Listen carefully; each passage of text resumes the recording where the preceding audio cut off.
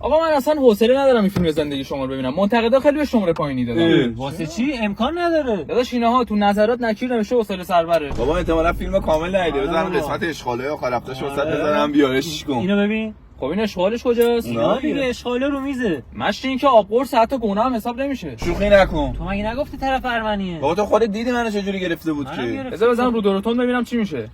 نگاه کن همش سر کار کافه. آها اینجا دقیقاً قسمت خرپولیمونه. یادشه خیلی. مطمئنید اینجا که همش دارید کار میکنید؟ خرپولیش کجاست؟ همون دیگه این خر دنبال پولیم دیگه. آها از اون لحاظ گفتی فکر کنم تاش خرپول میشی. نه بابا من خریت یا تجربه کردین جز خرپولی. خیلی خب بزنم جلوتر ببینم چی میشه. این دیگه چیه؟ اینجا یکم شیطون گولم زد میشه اینو پاک کنم.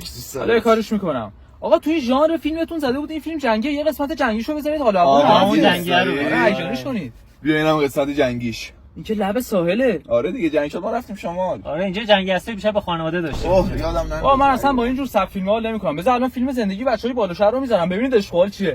نگاه کن. خوشو تخم‌ها رو نگه داشتی. آره داره بگیر. چقدر خفن شروع شد. تازه تیزرشه. نه